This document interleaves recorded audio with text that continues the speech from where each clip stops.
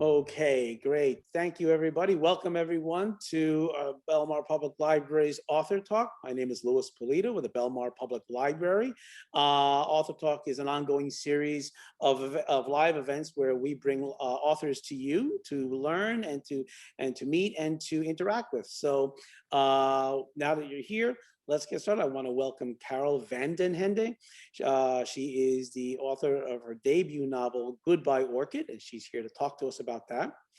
Carol is the award-winning author of Goodbye Orchid, which won the American Fiction Award, Pinnacle Achievement Award, 2 Royal Dragonflies, and received honorable mentions at the New York Book Festival and the finalist in the Best Book Awards.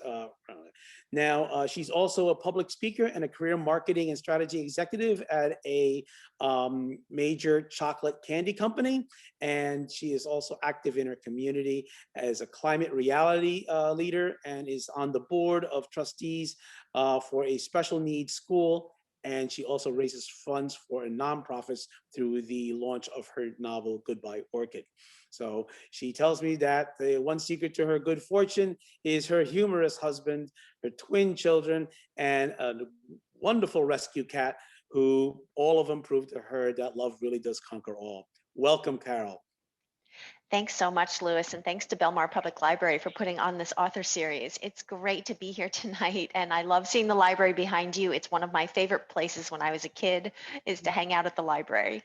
Oh, thank you. Thank you. I'm glad to do. I'm hoping a lot of us are looking forward for when we do reopen to the public soon, hopefully, that everyone will be able to come in and maybe see crowds back here. So I'll be looking forward to that. Before we get started, I want to just tell everyone a little bit some ground rules. So we're going to start with a little discussion about the about her book, and then we're going to have a Q&A session later on. If you have a question, you can hit the raise hand button down over there, and we will see your question on the screen, and we'll connect you to open up your video and your audio so you can come on live as well and ask Carol your question. A quick note is please note that this AuthorTime event will be recorded for future playback and viewing. By participating, you agree to have your likeness and audio recorded on camera for future Belmar Public Library and Belmar Borough use. Now, if you don't want to be up here on this on the show, but you still have a question, you can just click the Q&A button down at the bottom as well. Type in your question, and we'll be able to read and get that answered for you as well. And okay, so with that, Carol, take it away. Tell us what you got. Great. Well, do you know the expression, what gets you out of bed in the morning? This morning, I asked myself that question when I woke up. What do I have going on today? And when I remembered that I was going to have the opportunity to introduce Goodbye Orchid to new readers, this is what got me out of bed in the morning. So I'm really excited to be here. As Lewis said, I'm Carol Van Den Hende. I actually like to describe myself as a creative strategic leader who aims to inspire hope and empathy for people and planet. And Lewis did a great job introducing the 3 hats I wear, one as a mom of twins and wife, second as a corporate executive, a marketing strategy and digital leader, and then third as an author and writer, and all the ways in which I try to give back that Lewis described. The question I'd love to start with is the number one question that I get asked about Goodbye Orchid. And the number one question is, what's the inspiration behind the book? Where did the idea come from? And to answer that question, I actually need to take you back to a time when my boys, who are now 17 years old and high school seniors, back to a time when they were in middle school. And at that time when they were in middle school, one of our boys was just having a lot of trouble in school and was having trouble getting settled. We had just moved from China back to the US. We were there for a 2-year assignment. And at this time, that was quite tumultuous for our family. You know, as when any of us faces an obstacle, there's a choice to either worry and wallow or take action towards making things better. And so we absolutely chose to take every action we could to try to support our son to a better place. And I'm really happy to report that he is heading off to college in the fall, and we're past that difficult time. But the reason I bring that up and the reason it links to the writing is that in that difficult time, part of taking action towards getting better for me personally was to turn to writing as a place of solace. And at that time, as I was turning to writing as a place of solace, I was writing for myself initially. I was watching the news and I saw this story about a combat wounded veteran. And something about that story just really clicked. And so the inspiration for the character of Phoenix Walker, who is the main character within Goodbye Orchid, actually came from combat wounded veterans. And so I often say this story of Goodbye Orchid is inspired by combat wounded veterans, even though it's not about military characters. And so let me describe a little about what I mean. Because if you think of combat wounded veterans and this story that I saw in the news, you really think about men and women who go off to fight for our freedom at the top of their game. They are physically trained, mentally trained, incredibly strong. And then when they're combat wounded, they actually fall so far. And what was inspiring to me in that news story, in that moment, was the strength and resilience that the combat wounded veterans demonstrated to get back to good. And that is the inspiration that I put into the character Phoenix Walker. So let me describe a little bit of what happens in the story and why I say the characters are inspired by combat wounded veterans, even though they're not military personnel. So meet handsome 32-year-old Phoenix Walker, who is at the top of his game, like those combat wounded veterans, starting out at the top of their game. He is an entrepreneur who started his own ad agency, a very successful business person and a successful athlete. When we meet him in chapter 1, in the opening, he is actually falling in love with Orchid Page. And this is why the book is called Goodbye Orchid, because of the character Orchid Page. And the two of them are at the airport.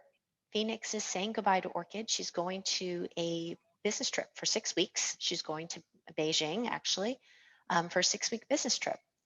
And he thinks he's going to see her again in 6 weeks.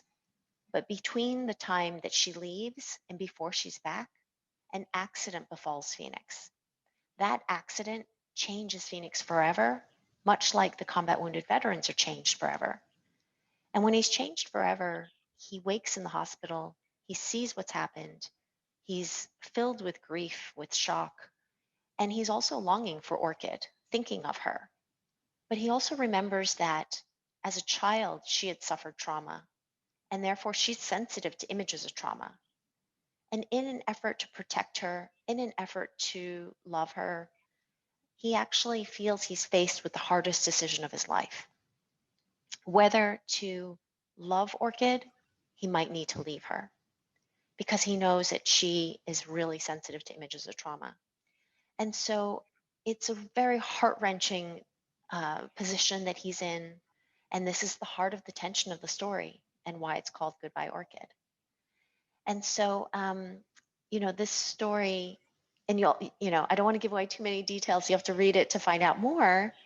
But I do absolutely love that people who've read the story have been really touched by it because the story is inspired by combat wounded veterans and because I wanted to pay respect to those veterans. I did a lot of research for Goodbye Orchid and really thought about, how could the story pay homage to veterans? And so researching, secondary research, primary research. And what's touched me is when combat wounded veterans read Goodbye Orchid, they actually tell me that it brings them back to a time when they've been through difficult experiences, when they've been injured at war.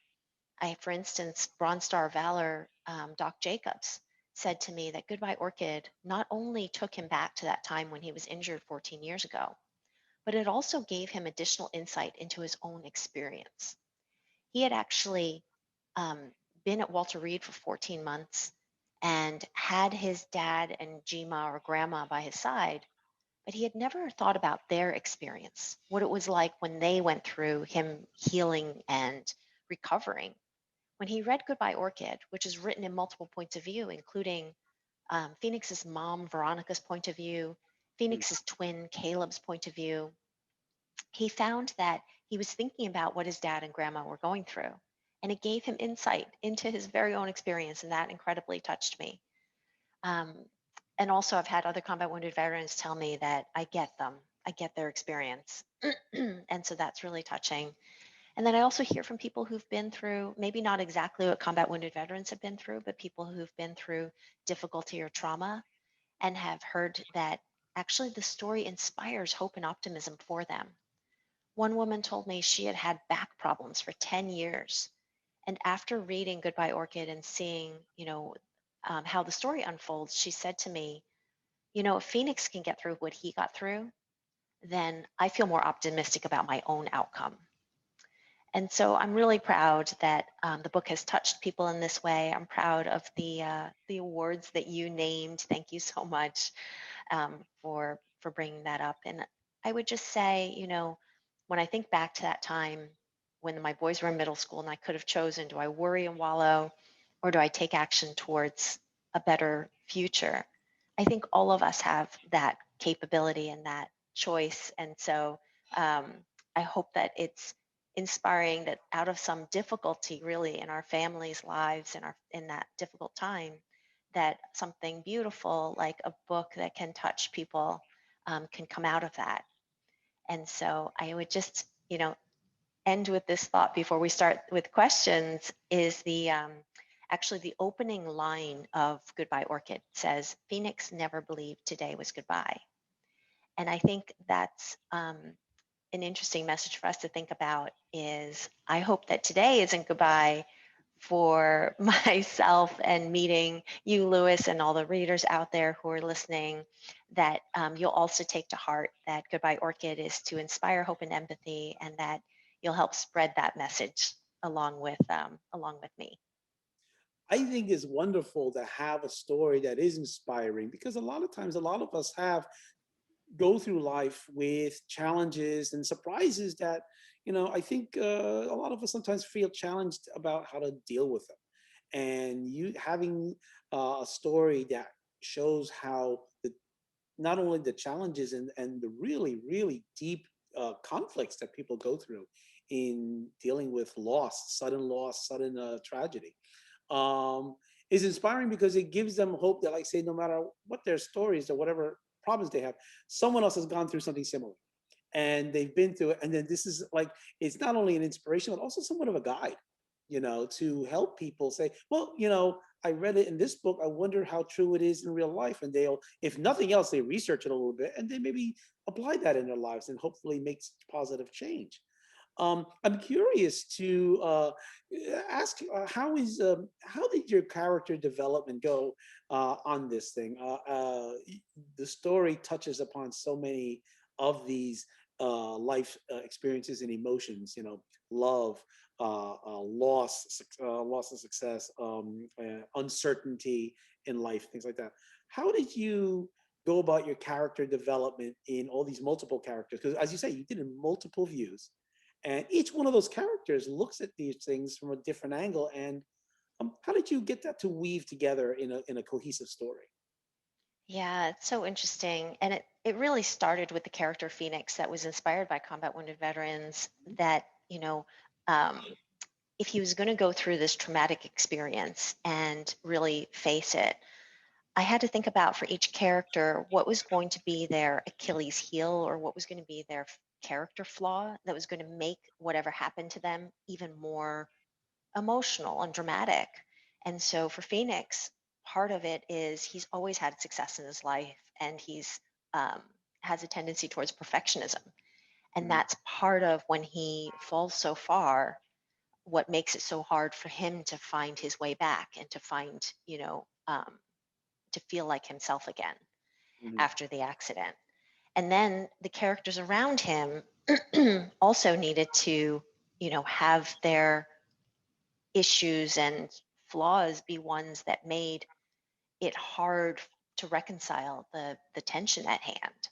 So for Orchid, for instance, the fact that she had suffered trauma as a child, had witnessed trauma, she had actually witnessed the death of her parents. She is therefore sensitive to images of trauma. And so Phoenix, knowing that, it's that is going to make it even more poignant and difficult when Phoenix wakes and has to make this choice. is he selfish and does he ask her to be by his side, or does he try to protect her? And so it's really layering and building in that way. And also Caleb, who's Phoenix's twin brother. It was really interesting for me to play around with this idea of twins who are actually quite different, which is my experience with my twins as well. They're fraternal, they're different in terms of their interests and their personalities. And that's the case with Phoenix and Caleb as well. Phoenix is a really well put together, successful executive. Caleb is successful in his own right, but he's gone through a lot of difficulty to get to that point. He had, difficulty in school and was just, considered more the black sheep or the troublemaker in the family. And now he runs his own tattoo shops. And actually, Phoenix is very proud of his brother and says, "You're an entrepreneur just like I am." But Caleb has a hard time seeing that in himself. He thinks that he's, kind of second class. And actually, the accident allows them to change places. So where Phoenix was always the, kind of considered the golden boy and the successful one, there's a period after the accident in which Caleb needs to take charge and Caleb needs to find ways to help Phoenix. And so playing with that role reversal is very interesting. And all three of them have character growth arcs as a result of that. And then there is a whole cast of other characters too that play important roles, the mom, Veronica. And I relate to each of these characters. And I definitely relate to the mom, Veronica. This idea, if one of your children is injured, wanting to protect and help them, but maybe not knowing quite how to do that is heart wrenching as well. I can imagine right there. Quick question: the Orchid and Phoenix, are they married in this point, or are they still in a romantic in the romantic phase of their relationship where they haven't tied the knot yet on this? Yeah, it's such a good question. And I think that's part of what makes it believable is they're not married. In fact, they haven't even really cemented a relationship. Oh, So what happens before page one is that Phoenix and Orchid meet and they're working together on a pro bono or for no fee advertising campaign to help combat wounded veterans. mhm, And so the combat wounded veterans do play a role in the book, even though Phoenix and Orchid aren't military personnel. mhm, And so they meet doing this pro bono work. Phoenix is mentoring Orchid. And as a result of this professional relationship they have, they mhm. feel that they really shouldn't cross boundaries, even though they have chemistry and they have attraction. The night before they leave for the airport and before he takes her to the airport, they have their first kiss. But it leaves them a little tenuous. What do they do with this? They've had a very professional relationship, they've crossed the boundary. Mhm. So when they leave, there is nothing, they're not beholden to each other. Okay, nothing solid, Um, concrete yet. right. Which makes it much more believable why Phoenix could get away with not telling her what happened um, by, you know, and telling her that they shouldn't. Uh, I don't want to give away too much, so No, no, maybe I'll no, no, pause there. But but it, yes, but it does give to exactly what you said, because that was one question when I was looking through and kind of learning about the book, and that whole notion of, I mean, if something happens, why would you hide it from your partner? And this is explains that, because sometimes, when you don't know that person yet, or you haven't cemented something yet, you're not sure where it could go either way, and right. that emotional fear of losing a possibility or something like that is strong and can make you do things you wouldn't normally do. So Yeah, I that's definitely, really empathetic and well said. Yeah. mhm, absolutely. The other thing I was wondering to ask about was when you were developing your characters and stuff like that. How do you, how did you handle the notion of how people who are around people like Phoenix, who've gone through this traumatic thing, and everyone is feeling for them. Everyone is wants to be supportive or whatever, but because they don't understand the finer details of what it's like to go through what they're going through, they stumble and they don't understand what it is. And do they suffer frustrations themselves as to what do I do? Yeah, I think this is when readers tell me that this part really elucidated a lot for them. Hmm. The perspective of people around Phoenix and how things that they might say that aren't intended to hurt him, but can unintentionally cause him pain. You know, when he's in the hospital bed and he's, not able to be mobile the way his friends who are coming to visit are, just the act. And of course, nobody has any bad intentions, but they want to come see him. And then just the act of them getting up and walking out of the room when he can't do that Hmm. is painful for him. And it's not that there's anything different that his friends could do, but you know, a, I think that readers who haven't been through trauma tell me that it does deepen their empathy reading Goodbye Orchid because they see things from Phoenix's perspective. And even, Phoenix has to find his way back to his work world where he used to be on top of the world. And now he's changed. And the way that people react, there are all different ways people react. Sometimes people are a little callous with the questions they ask. Other times they're very emotional and, um, can't hide their own grief. And that, brings up grief for him again, too. And so I explore a lot of these different ways that people kind of react.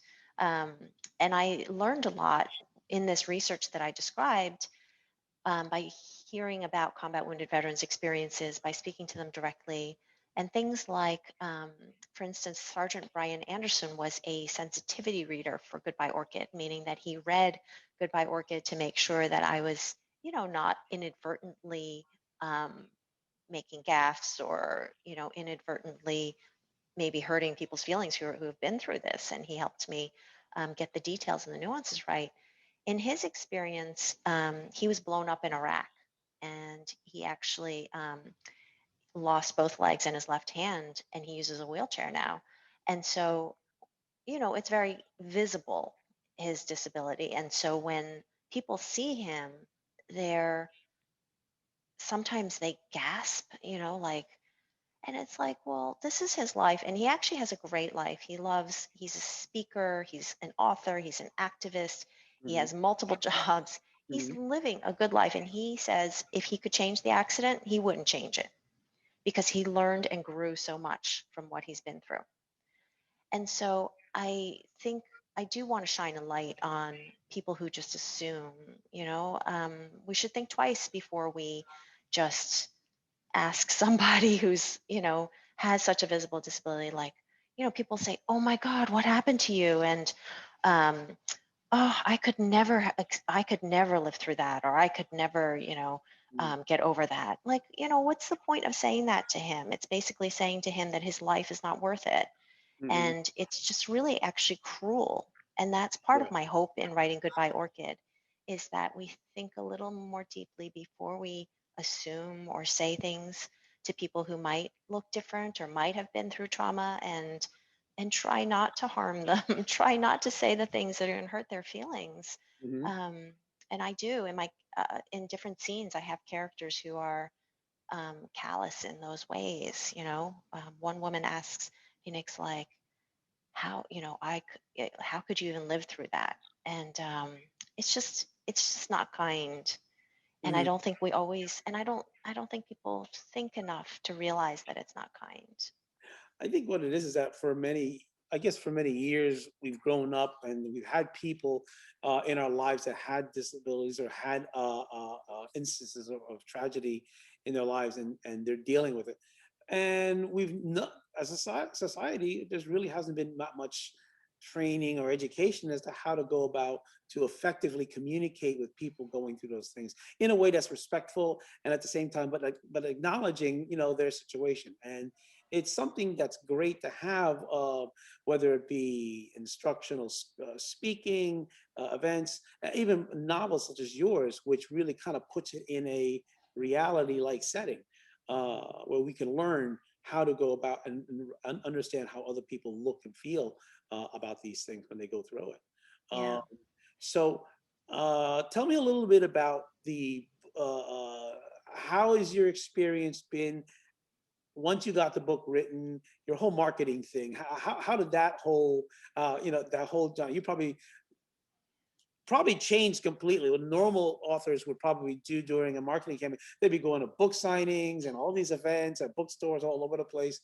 How did COVID change what you were expecting out of a marketing campaign? Yeah, I'm happy to talk about the marketing, but I do want to just build on your last comment because I think that was so insightful. And the statistics are really incredible. Actually, 1 in 5 Americans identifies as having a disability, and Hmm. 1 in 3 says they know someone with a disability. So actually, it is really meaningful and important for us to be thinking about, these things. So thank you for everything you said. So as far as the marketing, when I signed the contract with Kohler Books, it was before COVID had shut everything down. So I probably was picturing, being live with you in Belmar, not here via Zoom, and going to bookstores and in-person events. And that has definitely not been the case. However, I think we've all, through the pandemic have learned new ways of communicating and new ways of being with each other. And so maybe the virtual events have opened up doors that I couldn't have had otherwise. In fact, today I was with a book club based in San Diego. And, Yeah. if it weren't for all of this technology and having it be so ubiquitous and be such a natural way to really connect with people, I wouldn't have had that opportunity to meet readers in California. So the really since the book came out in October of 2020, I've been on, probably dozens of podcasts. Hmm. I've been on the radio. I've written feature articles for different blogs and websites. I've had reviewers, read Goodbye Orchid and write about their experiences, and then tag me on Instagram or Facebook or wherever. And so the word has gotten out there. It's just been more of a virtual way Okay. rather than an in-person way. Although I am really going to be excited when I do have the chance to have in-person events. Tomorrow is my first one. I'm Really? with Okay. Junior League of Morristown, who's Okay. a charity that helps raise money for educational and other community purposes. And they have their annual lunch with authors. And so Fiona Davis, Marjan Kamali, Stephen Knapp, and myself are all speaking at this luncheon in order to raise money for their services, for the services they do in the community. Hmm. So I'm really looking forward to that, hoping for good weather, and excited to have an in-person event to look forward to. Oh, okay, that's wonderful. Well, I mean, I would imagine that this whole virtual thing, I agree with you, has changed so much of how we communicate. And like you said, you're probably reaching around to people that you probably would never have gotten to as in person, because as you said, you have a career, you have kids. You're not going to be able to jaunt out to San Diego, have a talk, and then fly back to talk with me here in Belmar. That wouldn't have been Yeah. possible. So I guess it's good. Do you have any things like this with audiences overseas? I had a book club a few weeks ago in Canada, so that's not overseas, but I did meet with a Canadian book club. Okay. And I've actually noticed there's certainly sales all over the world in Right. Europe and in Asia, and even in libraries. There's a way to check where Goodbye Orchid's available in libraries. It's in, I think, Australia or New Zealand. It's in all different places in the world. So I think it's amazing that we've gotten to this place that global distribution seems instantaneous. That's wonderful. That's great news for you as an author. Now, I know you do speaking to people on various topics. Talk a little bit about what kind of speaking jaunts do you do? So I speak mostly at writers' conferences. This came about quite organically when I joined writers' communities about 7 or 8 years ago, Mm-hmm. communities like Women Who Write. And as I joined those communities and let them know that I have a marketing and strategy background, they invited me to speak. They encouraged me to speak. They wanted me to speak because authors, when they come to writing, they come to writing because they love, the beauty of the word and they have stories to tell. And they don't realize they're also going to need to be business people and entrepreneurs and marketers. And they Mm-hmm. don't always have the tools to do that. And so they wanted me to share my know-how. And so I tend to speak on a few key topics. One, I talk about author brand, why the idea of an author being a brand even makes sense and how to craft and define and articulate your own brand. I talk about how to work with designers to get really great book cover design. And we can talk about the book cover design of Goodbye Orchid if you want. Yeah, And I that also, about that. Yeah, go ahead. yeah.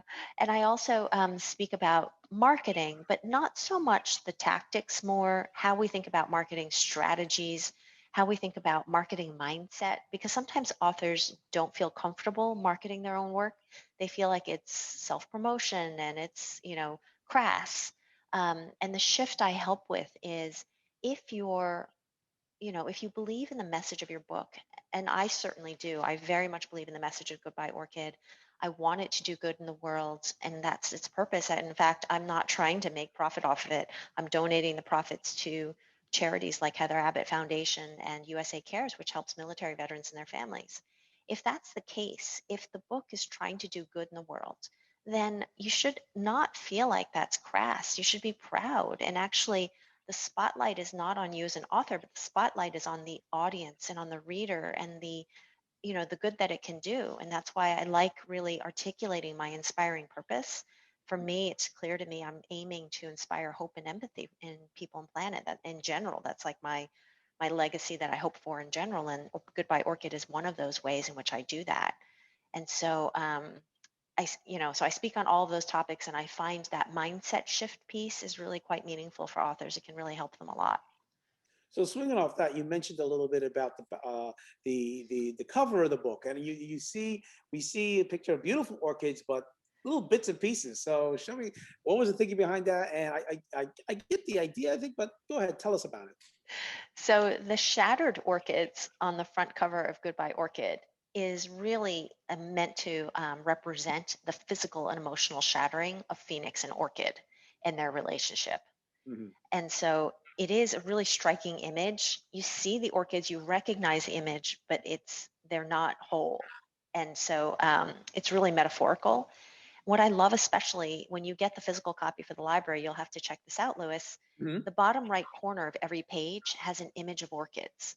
And when you flip through the pages, the Mhm. orchids are going to appear to shatter until you get to the darkest point of the story. Uh-huh. And then they appear to come back together for the emotionally satisfying ending. That is so cool. It's like the old kids flip books that we had when we were growing up. You flip the books and the little pictures, the little movies, was it? That's a fantastic, unique device in your books. I haven't seen something like that in a novel in some time. No, I don't think I've ever seen that. I think it might be a first. So feel free to tell your readers about that so that they don't miss out on this little Easter egg hidden design detail. When we get the book, what I'll do is I'll shoot a little quick Facebook video with flip the books so people can see. You know, Yeah, please do. hey, Please check do. this out. Yeah. You know, okay. So now, what's in the works for you? You've written this book. What have you, based on your experience with writing this book, what would you do different for your next one? So what's next for me is there's a lot of love for the characters in Goodbye Orchid. And so there's more to tell about Phoenix and Orchid stories. So there will be more. In fact, I have a trilogy planned around Goodbye Okay. Orchid. Okay. And readers are looking forward. They keep asking me about a date when it's going to be out there. But working full time and raising twins is not giving me a huge amount of time to write. Um, but I am trying to focus on it. I think what's different for me now writing book two versus book one. Book one it's my debut novel, and I pantsed it quite a bit, meaning that I wrote to find out what would happen in Goodbye Orchid. And Okay. so it led me down a number of rabbit holes that didn't pan out. And in this case, with book two, I'm able to be more of an orchestrator. So I'm more choiceful about the pieces, about the conflict, how they are going to play out, how they intersect with each other. And I can see it in my mind more clearly Hmm. than I could with book one. And so that absolutely speeds up the process. And in fact, I'm nearing the end of draft one of book two.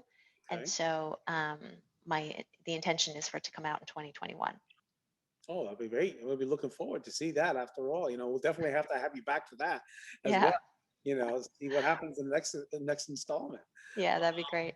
Yeah, absolutely. So also, now, when you are in the middle of writing these books, writing your book over here, and the characters are going through uh, the storyline over here. Um, these rabbit holes that you mentioned over there, when you're going through these rabbit holes, uh, how do you know that it comes to that dead end? Where's that dead end go? Like, say, it doesn't reconnect back to the main line, or is that what happens? Or Yeah, it doesn't move. If it doesn't move the action forward, if it Mhm. doesn't help resolve or heighten attention, then it's not helping the storyline. And Right. so then you need to abandon it. This is when they say kill your darlings. Even if you love that little snippet, if it's Homage. not moving the action forward, then there's no reason to keep it. And yeah, sometimes those rabbit holes can be pretty big. You can write whole scenes, whole chapters, and they can't stay. The editing knife has to be quite sharp to create a page turner. And that's Mhm. often what I hear about Goodbye Orchid is that it is a page turner. Mhm. The chapters are quite short, and so people, each chapter is left on a little bit of a cliffhanger. So people are like, oh, that was a short chapter, but let me just read one more. Let me just read one more. And then before you know it, you're emailing the author at 3 a.m. to say, I had to read to find out what happened, and you just ruined my bedtime. And so I've gotten multiple emails like that, people letting me know that it's quite a page turner because of that sharp editing knife. Mhm. Oh, I would imagine that when you do that cut and off, it's like you're sad to see it go, but at the same time, you also feel relieved that you feel you can be refocused back on the main line right there. Yeah. Oh, that's wonderful. Well, I think I have uh, when we get the book out here, it should be coming soon. Is we will be putting up a thing that it's a newly arrived. It's here. It is. Tell us a little bit about. I'm sure people watching us now knows that they're interested in the book. There's something that they want to check out. Tell us where they can get it. Yeah, so Goodbye Orchid is available most places where books are sold. You can, if you just simply Google it, you'll see that there are many places to buy it, Mhm. including the ones that that are popping to your mind. Amazon Bookshop is a great place to buy it because that links you with independent bookstores. It's on Kobo, it's on Target.com, Barnes and Noble or BN.com. So pretty much anywhere you would normally buy books, feel free to look for it as an ebook, as a paperback, as a hardcover, and it's also on Audible as an audiobook, which I narrated myself, which was exciting.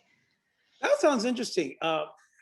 Really, recording your own audiobook must have been a heck of an experience. Tell us about that real quick.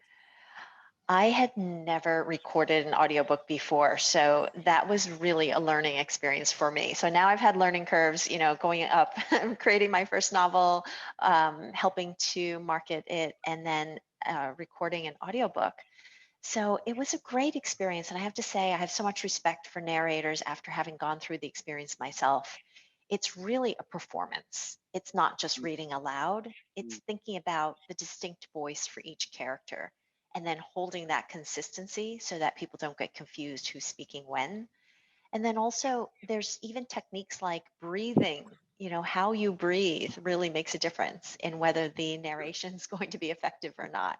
Wow. And so I really enjoyed the experience. It allowed me to immerse myself in a world that I loved again. So that was really fun for me. Wonderful.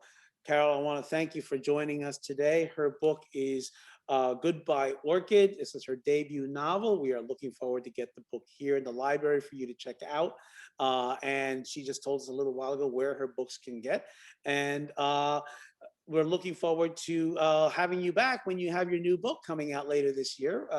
That sounds really exciting. I just wanted to say that um, we will be to learn more about the book and other author talks and events here at the library. Be sure to follow us on Facebook and to follow on our website www.belmarlibrary.org. Carol, before we close it out, do you have any last comments you want to give to our viewers tonight? Well, it's just so great to chat with you, Louis, and great to meet everybody out there in virtual land. Please keep in touch with me. It's really easy to find me. In fact, there's one spot that makes it very easy to find me. It's my link tree, which is linktr.ee/cvdh. And that gives you a link to my Instagram, to my Facebook, to my Twitter, to my Goodreads, to my BookBub, all the places to connect with me. I love hearing from readers. And I would say I'd speak on behalf of all authors. If you read a book you love, please leave a review or rating. It definitely helps other readers find that title that you loved. Thanks so much. Thank you, Carol. And once again, if you want to learn more about Carol, you can go to her website as well, www.carolvandenhende at carolvandenhende.com. And I want to thank you all again for coming. Thank you very much. Have a great evening, and we'll be happy to see you next time.